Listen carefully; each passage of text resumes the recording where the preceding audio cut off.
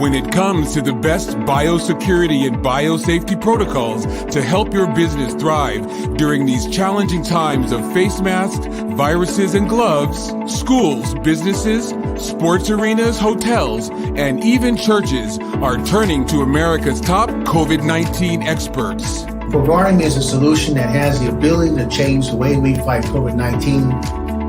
Hi, I'm Socrates Garrett, Chief Operating Officer for SRS Inc., the single source solution for biosecurity protocols. SRS will ensure that your business does not shut down.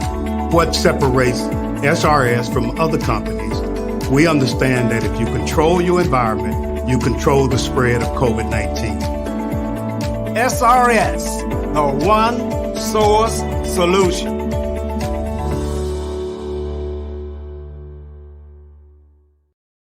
Have you had your Earthblend coffee today? At Earthblend Coffee, we take pride in offering you the very best of beans across the world, blended and roasted to perfection, giving you superior quality and satisfying and flavorful taste. Experience the world in one cup with Earthblend Coffee. To order, visit earthblendcoffee.co now.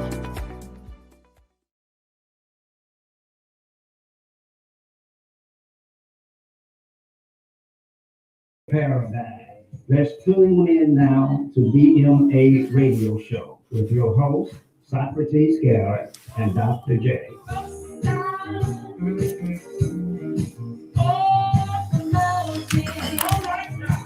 Yes, sir.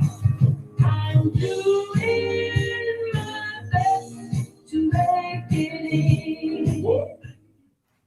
Hey, and welcome to another week of BMA Radio Show. I am your host, Dr. J, and you know I always have a lot to say.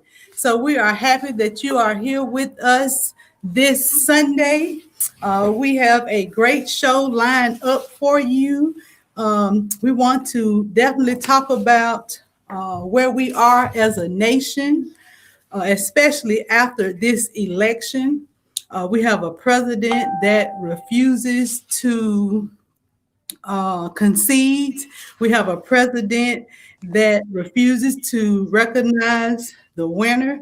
We have a president that's reckless, and we have to talk about where do we go from here.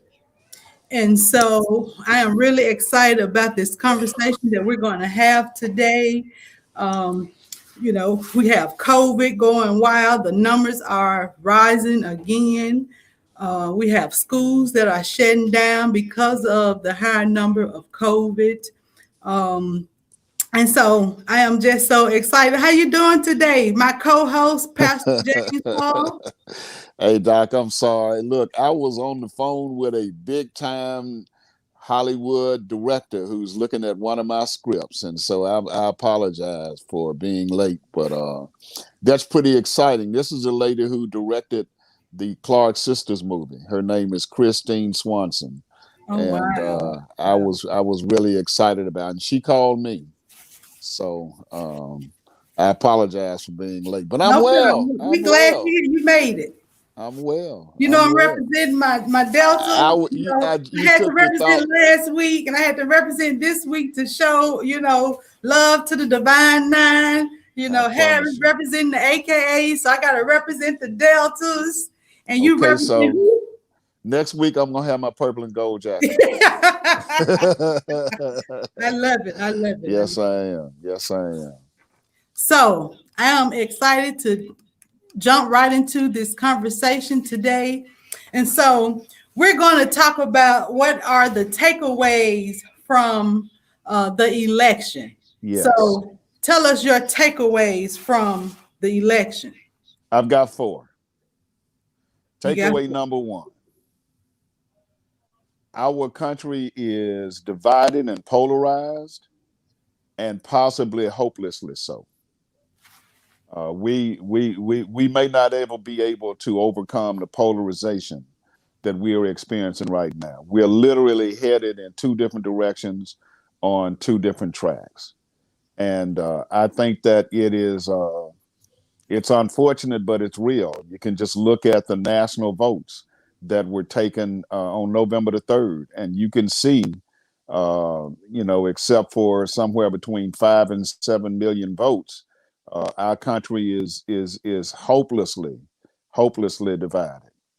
Point number 2. Put it up there, Doc. Point number 2. Donald Trump isn't going anywhere. And not only is that unfortunate, I think a lot of people think that he's going to fade from the scene. But look, Donald Trump is going to start his own party or try to maintain control over the Republican Party.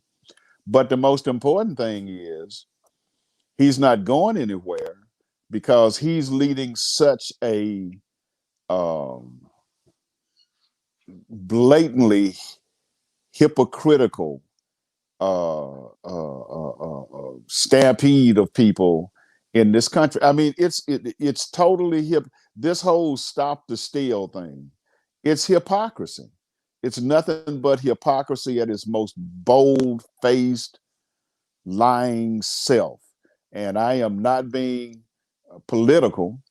I am being partisan, but I'm not being political, because I think that there are a lot of good thinking people in both parties in this country, and he is he's not going anywhere. And I think that's the takeaway that we need to take from that. Point number 3. There it is. The sheer bold-faced hypocrisy of the stop the steal position. This is nothing but hypocrisy. And the interesting thing about point number 1, where we talk about this country is being hopelessly divided, Doc, as much as I hate to say it, this country is being hopelessly divided between truth and lies. The only way that right-wing, repressive elements in this country can maintain control is through lies. And I thought it was interesting that I heard earlier today that the Fox News network is not conservative enough now for most of Donald Trump's supporters. They are leaving Fox News. They are going to Newsmax, and they're going to America #1 station. And it's because the reason is because these folks deal in lies. The currency is in lies, misinformation, disinformation, and that's essentially the only way to keep that base together. But takeaway number 4, I believe that we can still turn this state and turn this country blue, which means that there is still hope.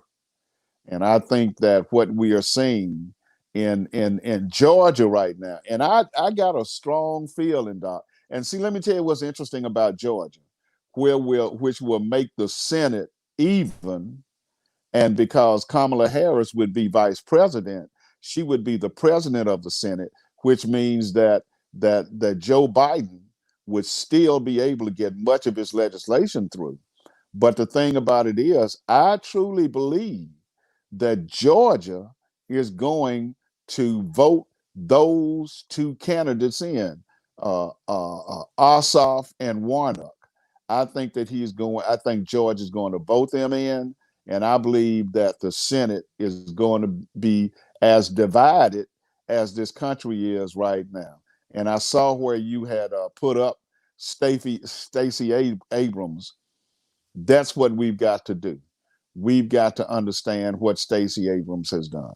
So now, when I say that there's hope, one of the things that you and I talked about, that's right, Killer Mike, plot, plan, strategize, organize, and mobilize. And that is one of the things that we are going to have to do. That should be our call to action. That should be what we intend to try to do in order to we can't continue to say bring this country together, but what we can say in order to have influence in this country. And we do it, that's exactly right, through the Business Ministerial Alliance, through the Municipal Project, and through Flip the SIP. And Flip the SIP is, I believe, that Mike Espy has done. Mike Espy, even though he did not win 2 very close elections, he is going to be, history is going to show that it was his impetus that allowed us to flip the SIP, to flip the SIP script. That's what we are going to do. So those are my takeaways, and I think that we are in a good position to have some changes in this country and in this state. Wow, that was powerful. I agree with you. I really do think that we have to look at what Stacey Abrams has done. And I have a clip that I want to play for you, and I want to get your feedback. And I'm going to play about 3 minutes of the clip. Let me share my screen.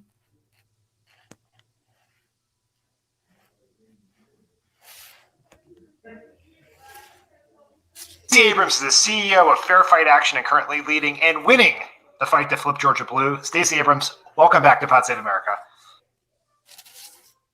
Thank you for having me. Again, always. Before we get into the interview, I want to give you the opportunity to say I told you so, because back last year when Crooked Media was putting forward our Adopt a State program, we picked the 6 states that we thought were most likely to flip from red to blue. Georgia was not one of those states. You told us we were wrong. You made a very compelling case. We did not add Georgia. We did do some volunteer work in Georgia, but we did not add Georgia. But you were right. We were wrong. So I lay myself on the mercy of the court. I will take the high road of Sheldon Cooper and say, not I told you so, but I informed you thusly. I informed you thusly. Yes. Well done. Well, let's talk about let's talk about Georgia and what happened in this election season. What do you think the key was to having Georgia, flipping Georgia from red to blue? What was the work that was done? What are the lessons we can learn from that? Number one, this took time. I started traveling the country in 2011 with a 21-page PowerPoint deck that was my growth strategy for Georgia from 2011 to 2020. Actually, it's at 2010 to 2020, because we had to go from a nadir to being blue. And a big part of what I would tell people is, look, I'm not going to be able to deliver successes every single cycle, but we can make progress. But we also have to think about all of the other groups that have been toiling and working for years, but never had the investment to come to scale or to sustain their efforts in between elections. And so a big part of what I've been working on for the last decade is bringing those resources to Georgia. And Let's Save America was incredibly helpful, and Crooked Media, in making sure we were able to create this through line where the money kept coming so that you weren't in this feast or famine cycle that hit so many red states. We only get attention when we have an exciting race that someone else cares about, which means that the ability to build relationships, to build infrastructure is just incredibly tenuous. I've been privileged to be able to raise money effectively. I'm a really good beggar. And so I've spent the last 10 years building up to this ability to invest. But I want to be very clear, this was a team effort that culminated in this election, but it did not begin with this election or even with my gubernatorial election. My election in 2018, that campaign was about proving it. We wanted to win. We should have won. But the big piece was to demonstrate to the world this method of actually talking to every voter, engaging every community, not being driven by data to the sense that you are leaving people out, but using data to find those who need and want to be in. That's how you transform an electorate, and that's how you build the capacity to do victory after victory after victory. We're still working on the second and third one, but yes. Right. What you think? Well, we're going to have an opportunity to try to get at least 2 and 3 pretty close. What you think about that, Doc? First, you plan the work, and then you work the plan. Basically, what we should get from Stacey Abrams is, if you have a plan, and it's a good plan, and you work that plan will work.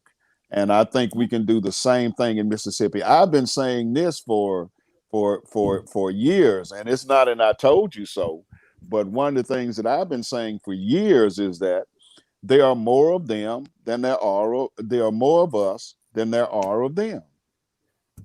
Numbers wise, there are more poor white people, there are more obviously people of color. There are more people who've been disinfected, who kind of dropped out of the system. There are more people who have not registered to vote. There are more people who registered to vote and did not vote. There are more people who've been purged from the rolls. All of that means that there are more of us than there are of them.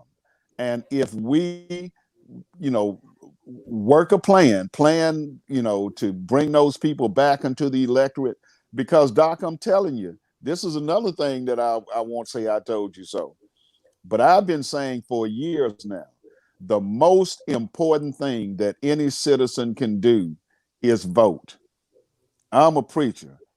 Jesus Christ is my Lord and Savior. I love God, and I worship God, and I love Jesus Christ with all my heart. I am convinced I'm going to heaven. Okay, we got to vote.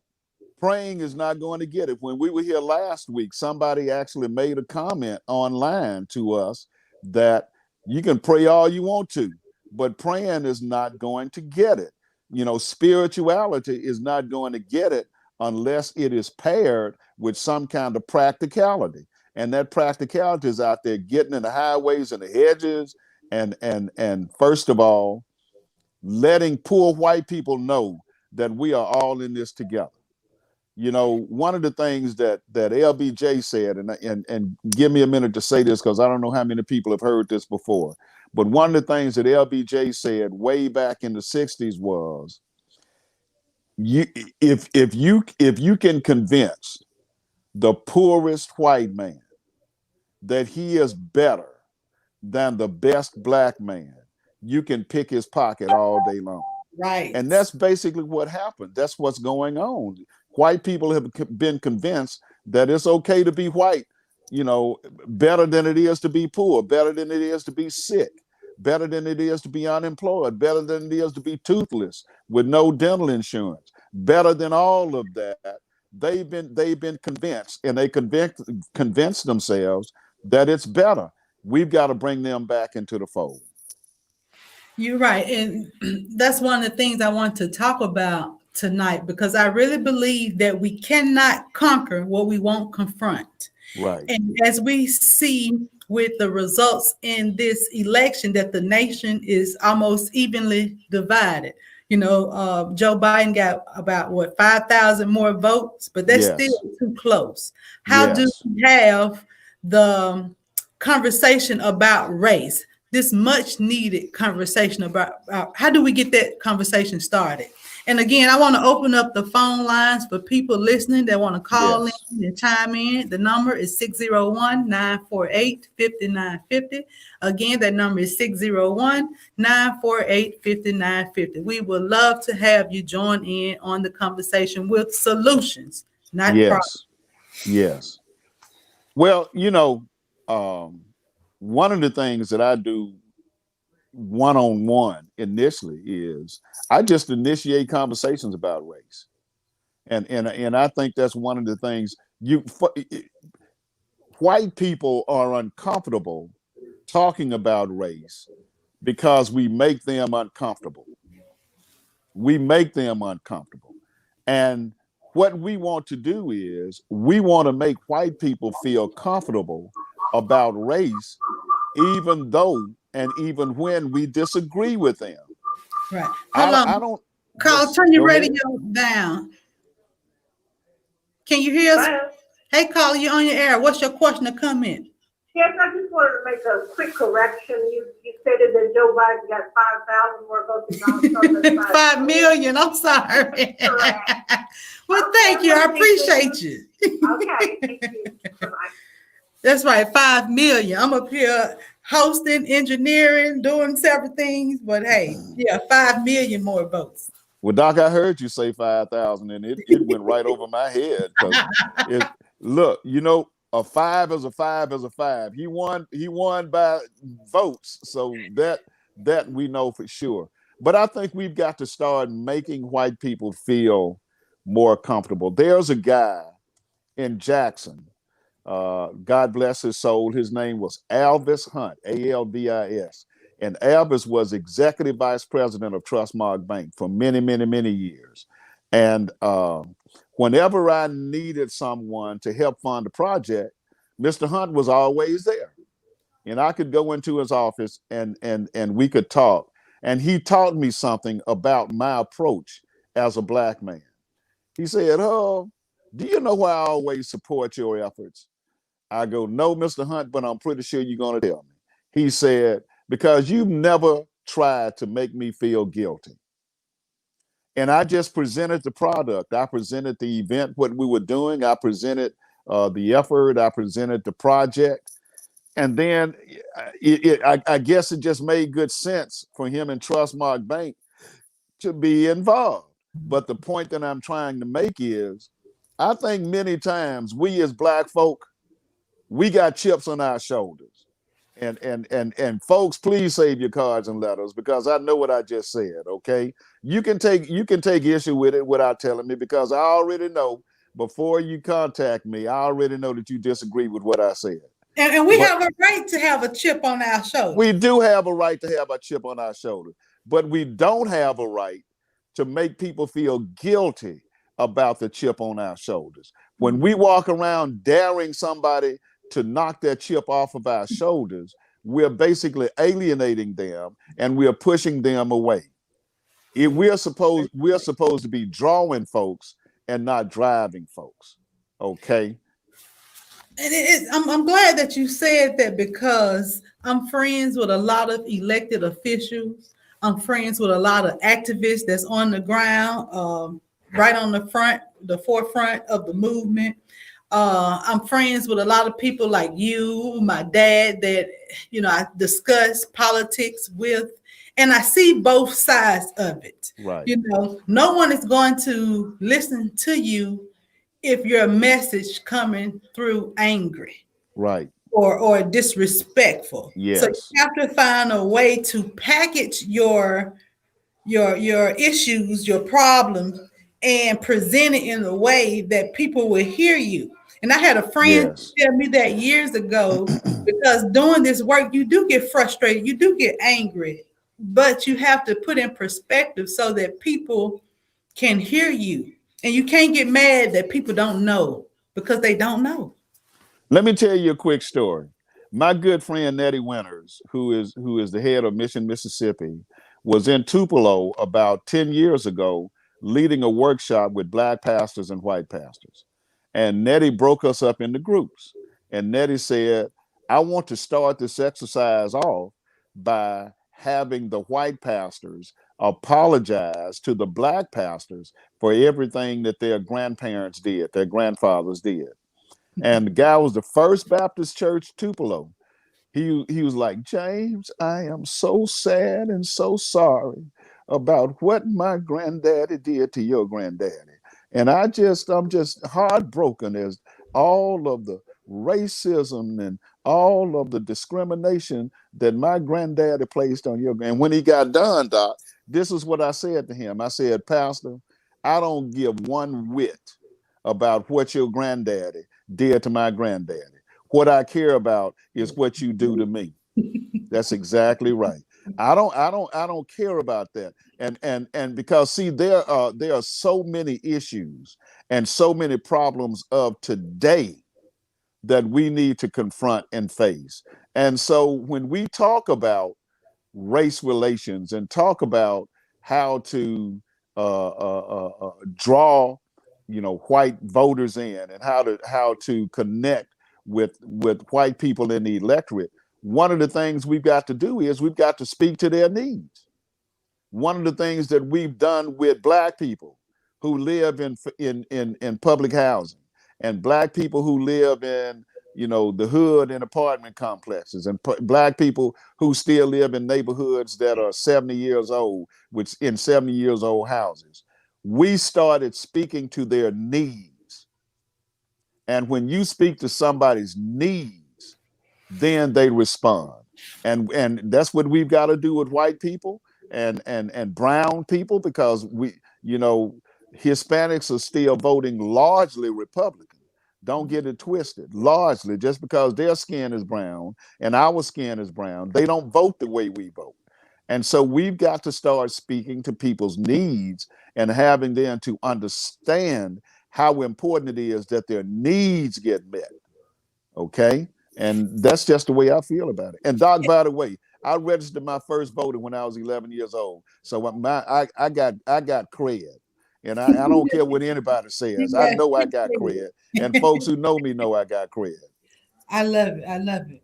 And just hearing you say that sound like the work that the Poor People's Campaign has done.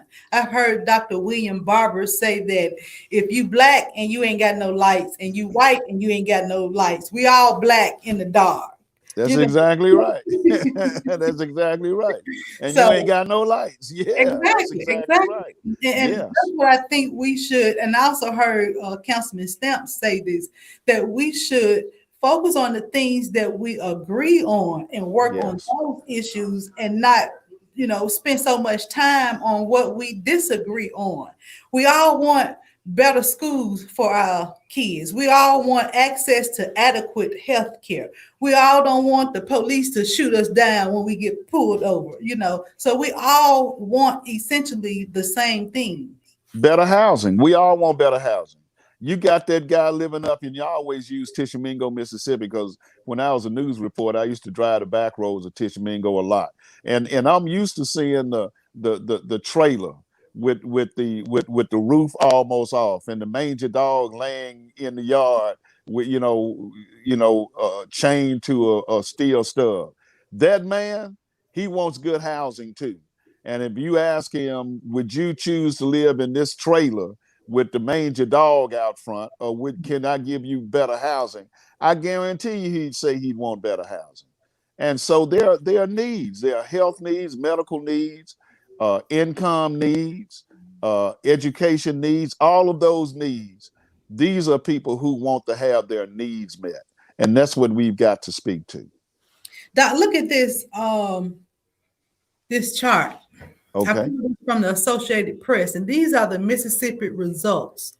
Okay. And would you agree that African Americans are about 39% of the population? Yes. In Mississippi. Yes. Look at the percentage that voted for Joe Biden. This tells me that even the white Democrats did not vote for Joe, because basically what we're looking here at 40.2%. and 506,000. That's just a few. That might be maybe 60 or 70,000 short of being an all-black vote. Okay, about 60 or 70,000 voters short at 506. If that was 546, then we would be talking about an all-black electorate for Joe Biden.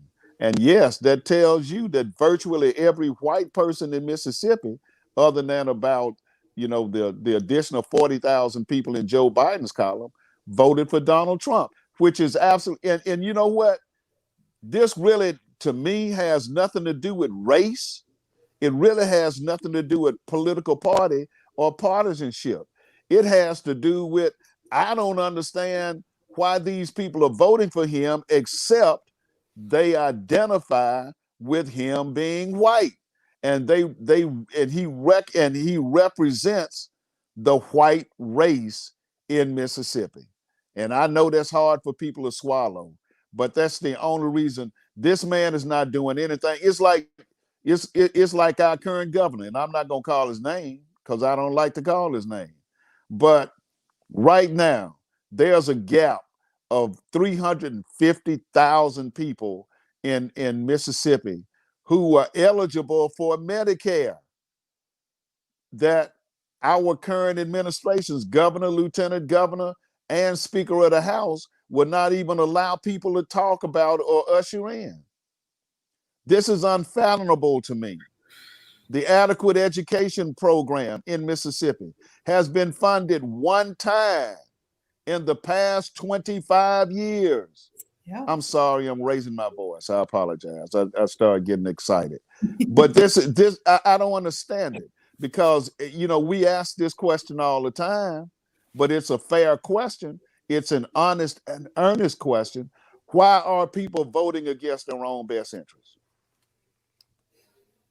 I think Trump's strategy is to use hate, fear, division, and voter suppression to win this election. And we have to really talk about voter suppression. I teach about Supreme Court cases at Tougaloo College, and Holder versus Shelby is the Supreme Court case. Holder versus Shelby County that overturned, that gutted the Voter Rights Act. And it pretty much gave them the power to do some of the things that they're doing now, that we're seeing with the voter ID and all these other loopholes that they create to pretty much disenfranchise voters, Black voters at that. Yes. I was on the phone earlier today because Bill Luckett has kind of locked me in with this film director I was talking about. And Bill was, Luckett ran for governor a couple of terms ago. And he was just like so frustrated as to, James, why are people in Mississippi so crazy? And why are people like Tate Reeves opposing early voting? And I said, it's very, very, very easy. Do you know? Yeah, a large part of our electorate, Doc, cannot avail themselves to get to the polls on election day. That is voter suppression, to not be able to allow people to vote early. Saturday voting, that is voter suppression, because the more you avail people like us to be able to vote, the more numbers we're going to generate. And go ahead. Go ahead. No, and I was going to say, and so voter suppression is coming in so many different forms. Early voting, to not allow early voting in Mississippi is why Joe Biden won? Because a lot of those states had early voting. And a lot of those people who don't get off until 6:30, 7 o'clock in the evening were able to vote. Yep. And we have a clip about this. Let's watch. Former Democratic presidential candidate Bernie Sanders actually predicted what was going to happen with this 2020 presidential race. And he predicted this while he was on The Tonight Show starring Jimmy Fallon. That interview from October is making the rounds again. Listen to this. What polls show and what studies have shown is that for whatever reason, Democrats are more likely to use mail-in ballots. Republicans are more likely to walk into polling booths on election day. It is likely that the first votes that will be counted will be those people who came in on election day, which will be Republican. And here is the fear, and I hope everybody hears that. It could well be, and I don't know what's going to happen, nobody does, but it could well be that at 10 o'clock on election night, Trump is winning in Michigan, he's winning in Pennsylvania, he's winning in Wisconsin, and he gets on the television, he says, "Thank you, Americans, for re-electing me. It's all over. Have a good day." But then the next day and the day following, all of those mail-in ballots start getting counted, and it turns out that Biden has won those states. At which point Trump says, "See, I told you the whole thing was fraudulent. I told you those mail-in ballots were crooked, and we're not going to leave office." It's easy to predict what's going to happen, especially when you have. So he predicted exactly what was going to happen. He called it. He called it, and it clearly showed that days and days and days in Georgia, days and days and days in Arizona, days and days and days in Nevada. It clearly showed that those votes had to days and days and days in Pennsylvania. It showed that those were going to be the votes that were going to get Joe Biden over the hump. And interestingly enough, all of those states, when the votes were tallied, and those absentee ballots were tallied, and all of those early voting ballots were tallied, it clearly showed that Democrats vote more in absentee ballots and early voting than walking into the polls. And especially it was going to be this year because people were, I tell you what's funny, I voted by absentee. I voted early by absentee in order not to stand in the lines and possibly contract COVID. Man, I went in the courthouse, forgot my ID, okay? I was like fourth or fifth person in line. I went in the courthouse, forgot my ID, went back to the car, and I promise I'm telling you the truth. When I came back, I was like 15th in line. So I still had to stand there and catch COVID with a whole bunch of people. And that's just the nature of the beast. You mentioned COVID. I do want to share some of these recent numbers within the last couple of days. The cases have been 1,300, 1,200, 900, I think, for today. But people need to understand that we are still in a pandemic and people need to take precautions. People need to wear masks. I don't understand why people don't want to wear masks. If studies have shown that they have helped curb the spread of COVID-19. Yeah. And it's mostly white people that are not wearing masks. Look, let me tell you something. That what'd you say? 1,300? Was that 1,300 cases? Yes, per day. 800 of them are from Caucasian Mississippians. Mm-hmm. All right. Our dilemma comes in the death part of it. We are dying at a higher rate simply because of our underlying conditions and simply because of our health issues. But in terms of sheer number of cases, they've got us beat 5-3. And it's because they won't wear masks. And I really hate to characterize America or Mississippi as us versus them. I truly do. I don't relish in that at all. But the fact of the matter is us versus them, because we're trying to keep us safe and them still walking around like nothing is happening, man. This is absolutely madness to me, how people will not do the things. And I heard somebody on CNN as I was walking out the door to church this morning, and he said, if you wear a mask today, what you're doing is keeping your son and your daughter alive so that they can get a vaccine in the spring. And that just makes totally good sense to me. And so you've got to be able to keep your loved ones safe until the vaccine comes. And that's what we should be doing. White, black, yellow, brown, Republican, Democrat, does not matter. This business ought to be the bit. You know what, Doc? I'm writing a piece right now because I'm writing this piece of notes, and maybe I'll turn them into some editorials or whatever. But the thought that I had today was white America. And I always tell people, I speak about white America in clinical terms, not just necessarily in racial terms. I speak as a clinician, okay?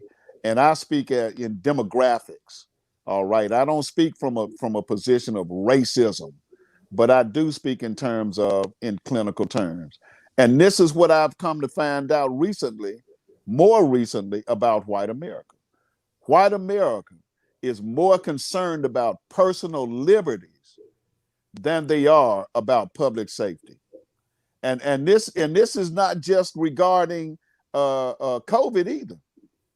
think about the gun issue.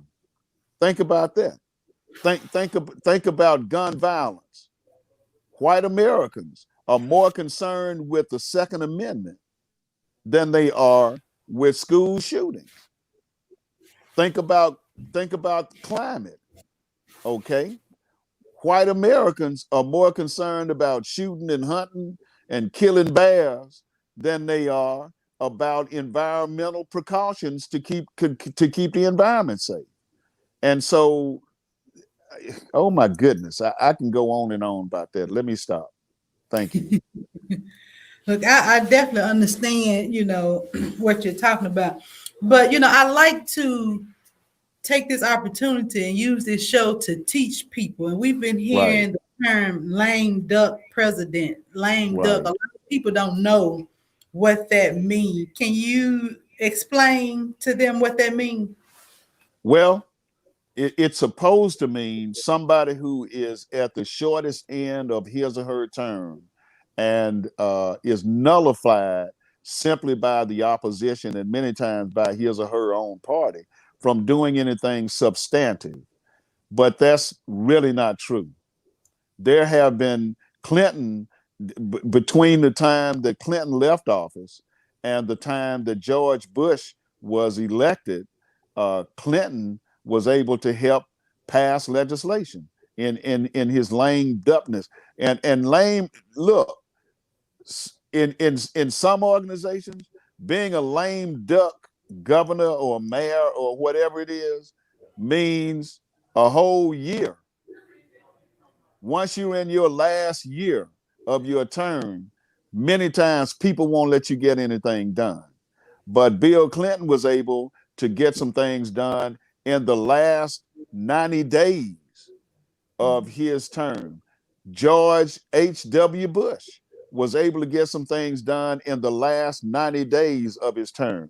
But then during those terms, didn't they both control the House and the Senate? Well, they did. Yes, they did. And that's why I said sometimes members of your own party, because when you're a lame duck executive, members of your own party don't really want you to do anything. You see what I'm saying? They want to rewrite the legislation. They want to put their own stamp on it. So even though as an executive, you still have the power, the legislature still has the ability to nullify anything that you're doing in your lame duck session or your lame duck term. And so usually they vote on the Electoral College, cast their vote officially on December 19th. And then the president is actually sworn in on January the 20th. So we have about 70-something days that he just sitting lame duck. But he still got control of the missiles. He still has control of the Defense Department. And see, that's one of the reasons that a lot of people, including myself, believe that he decimated the Defense Department literally one day after he was not reelected.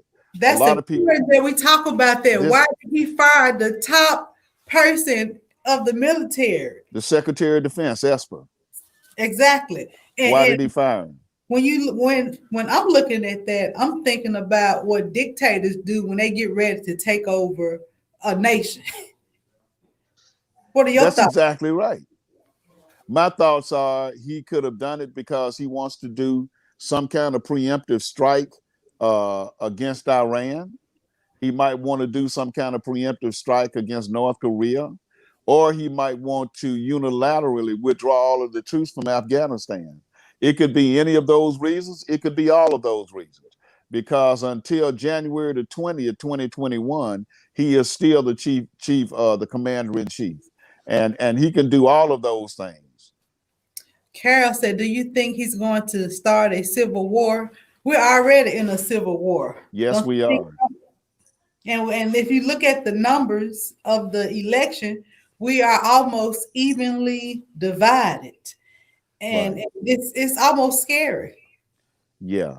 I don't think, and I might be wrong, so please don't quote me on this. I don't think the Joint Chiefs of Staff would allow him to use the military against the civilian population. I don't think they would even do that. I think that they would consider that an illegal order. And because I did 11 years in the military, I'm going to tell you, I've seen some soldiers who were court-martialed for disobeying orders, and I saw it twice, and they were deemed to be illegal orders. So the soldiers weren't disciplined at all. Okay, so now I believe that the Joint Chiefs of Staff would not allow him to use the military against civilian population. But I guarantee you he might try. I guarantee you he might do something, because see, the white supremacists, Doc, their whole thing, the whole idea behind the white supremacists is to start a race war. That's their whole modus operandi. They've been trying to do that for 2 generations now. I mean, they've been trying to do this. People want to believe this or not, but Charlie Manson, the serial killer in California, his whole idea was to try to start a race war, and people know that if a race war is started, Black folks ain't got no guns, tanks, bullets, machine guns, and anything else to defend themselves or even participate in a war. So he might try to start a race war before he leaves. The same thing with Timothy McVeigh. That was his motive as well, to start a same race. thing. Yes, that's exactly right. Same thing with Timothy McVeigh. Same thing with the Rudolph guy who bombed Century Park in you know, during the Olympics in Atlanta. The same thing with him. These guys were trying to start a race war. This is what the militias up in Idaho are trying to do. They are gearing up for a race war. This is why this portion of the population does not want any curbs on the Second Amendment. This is why. And the reason why is they believe that they can instigate a race war in this country, and they want to amass and accumulate as many guns as they can. It's sad. After the election, gun sales went up. Yes, ma'am. Yes, ma'am. Yes, ma'am. I've got a friend who's got just about every kind of gun that you can imagine. But I was reading something on Facebook about 4 or 5 years ago that said, if you want to defeat the NRA, every Black person needs to get an NRA card. See how quickly they disband.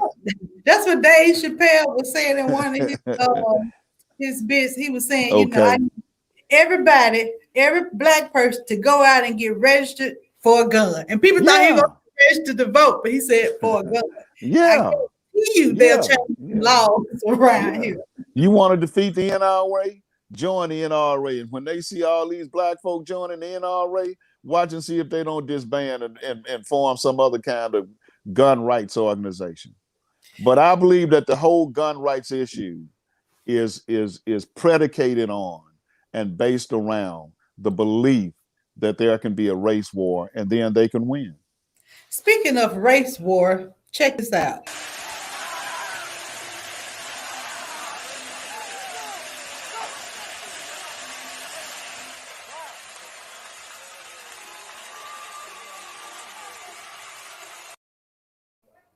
Did you see that of the Mississippi State student last week excited about the new flag running across the field?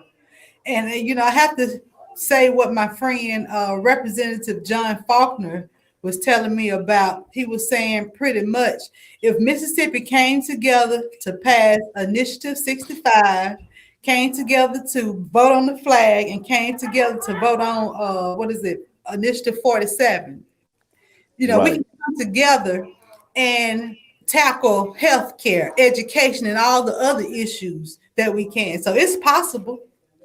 It's definitely possible, and that's why I continue to say there are more of us than there are of them.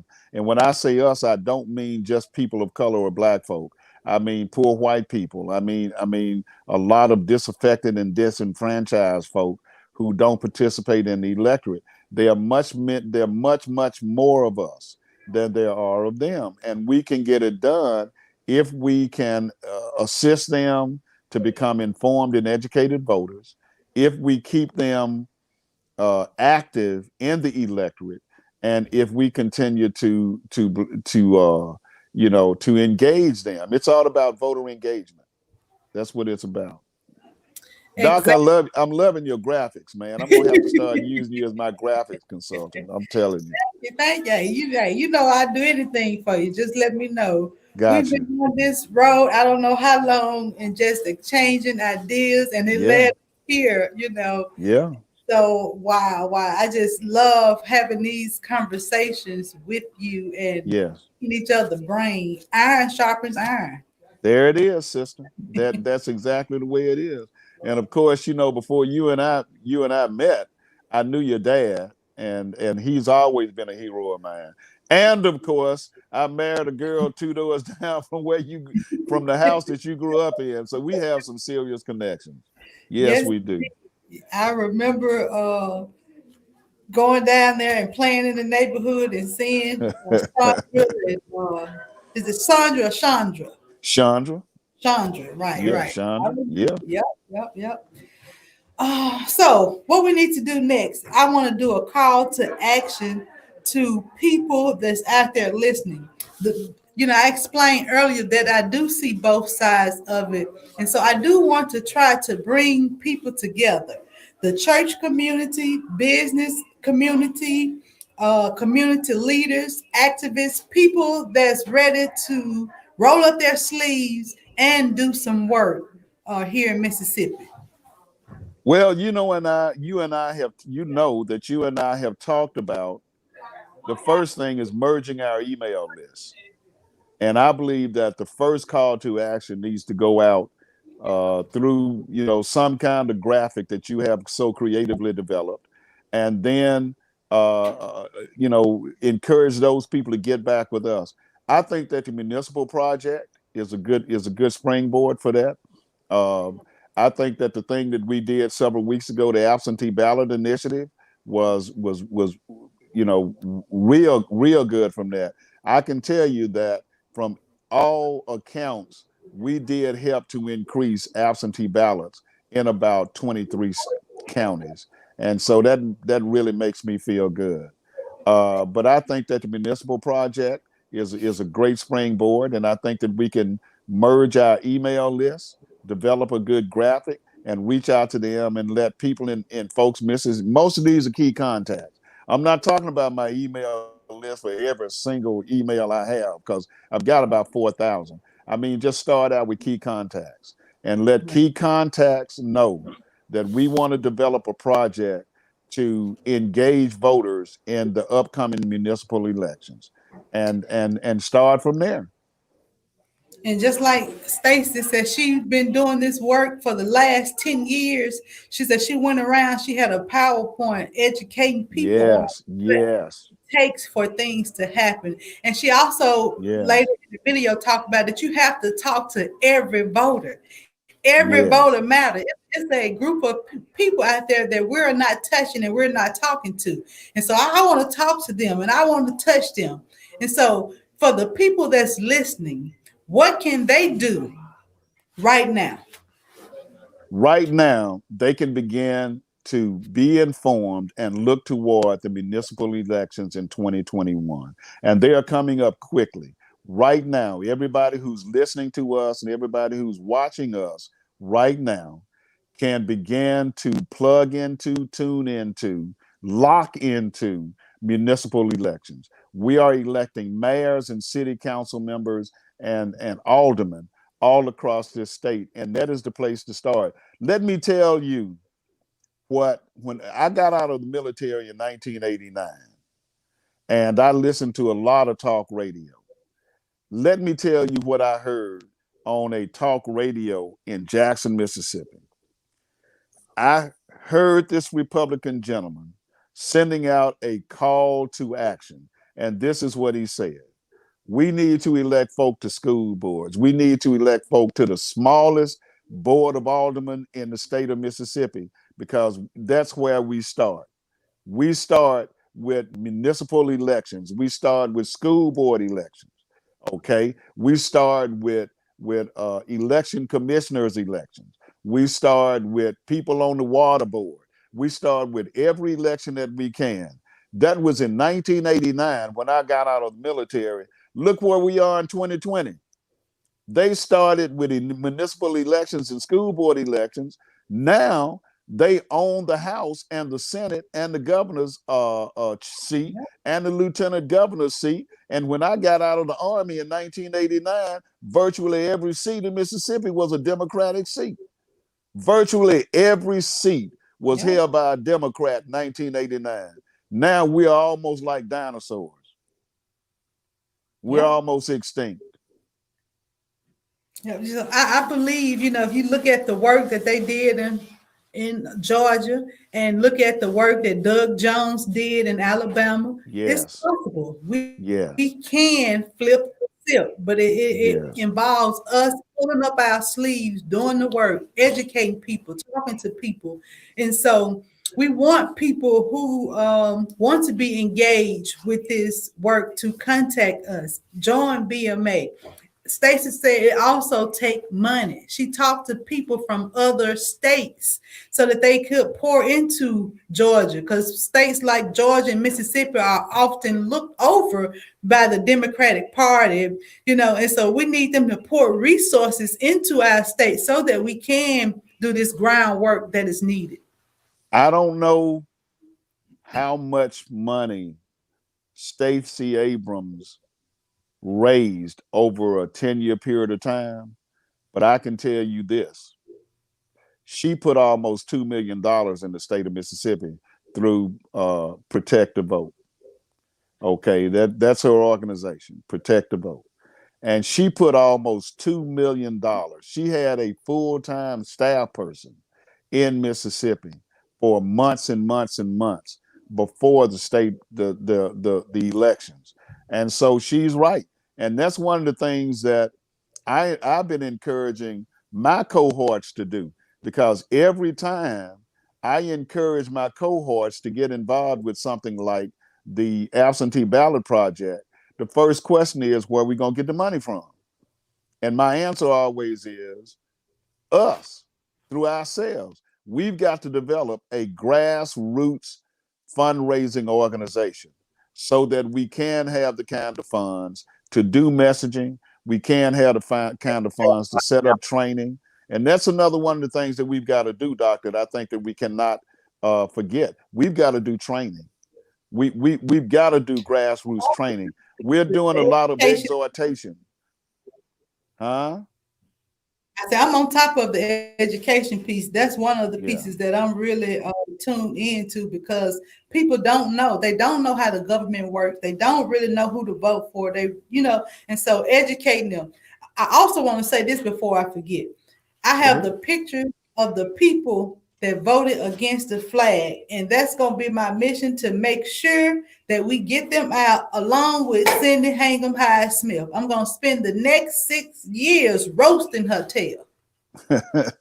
Well, see, you got the right idea, because if we can start with municipal elections and develop an electorate and enlarge the engagement of voters, then we've got 2023 to look to. And 2023 is when we start identifying. I don't want to say targeting, because sometimes language can be so, it can be inflammatory. All right. But we've got to identify these legislators who voted against the new flag. And that's how we handle them. We're going to get ready for 2023, but right now the call to action needs to be 2021. Gotcha. Last thoughts before we get off the air. Well, I don't know. Sometimes I think I'm just a representative of your brain, and my mouth moves while your brain is moving. But you got the right idea. I mean, you understand what we've got to do, and I commend you for helping and assisting and pushing it that way, Dr. Carthan. We've got to get more people engaged. We've got to be able to do what we've got to do in order to expand the electorate. And that's the most important thing. If we can expand the electorate in the municipal elections, then we will be able to expand the electorate and flip the SIP in 2023. Concentrate on 2021. Get it all done in 2021. That's what we've got to do. Thank you so much. I appreciate you coming and sharing your knowledge and spending your Sunday night with me. We thank you so much. We appreciate you. I've enjoyed it. I've really enjoyed it. And by the way, let me give a plug for my radio show here in Tupelo. It's on every Tuesday and Thursday at 1 o'clock, and you can grab it on WKIUradio.net. WKIUradio.net. And we're on every Tuesday and Thursday at 1 o'clock. Thank you so much. Thank you all so much for tuning in to BMA Radio Show each and every Sunday night here, bringing you a different type of show, educating you on how to move forward and flip the SIP. We appreciate you all tuning in. We thank you so much for just supporting this platform. Again, tune in next Sunday, same time, same place. We'll see you next week. When it comes to the best biosecurity and biosafety protocols to help your business thrive during these challenging times of face masks, viruses, and gloves, schools, businesses, sports arenas, hotels, and even churches are turning to America's top COVID-19 experts. Providing is a solution that has the ability to change the way we fight COVID-19. Hi, I'm Socrates Garrett, Chief Operating Officer for SRS Inc., the single source solution for biosecurity protocols. SRS will ensure that your business does not shut down. What separates SRS from other companies? We understand that if you control your environment, you control the spread of COVID-19.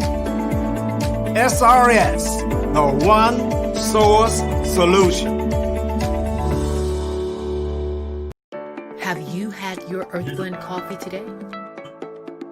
At Earth Blend Coffee, we take pride in offering you the very best of beans across the world, blended and roasted to perfection, giving you superior quality and satisfying and flavorful taste. Experience the world in one cup with Earth Blend Coffee. To order, visit earthblendcoffee.co now.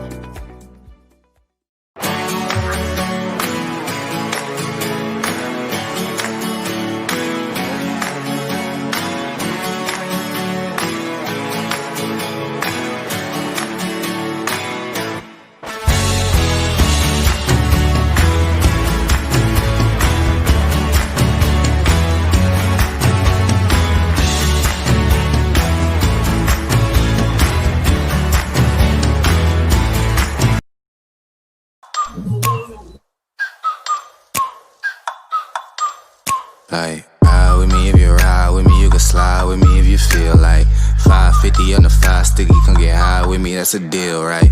Ride with me if you ride with me, you can slide with me if you feel like 550 on the 5 sticky, come get high with me, that's a deal, right? That's a deal, right? That's a bet, right? That's a bet, right? That's a deal, right? That's a deal, right? That's a bet, right? That's a deal, right? That's a deal, right? That's a bet, right? That's a deal, right? That's a deal, right? Ay, coming down like precipitation. I ain't never met a limitation.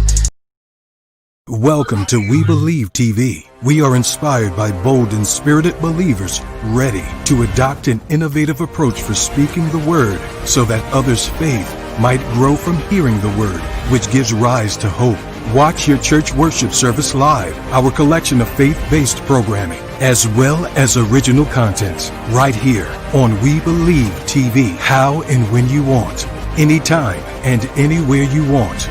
Sign up now. WeBelieve.tv.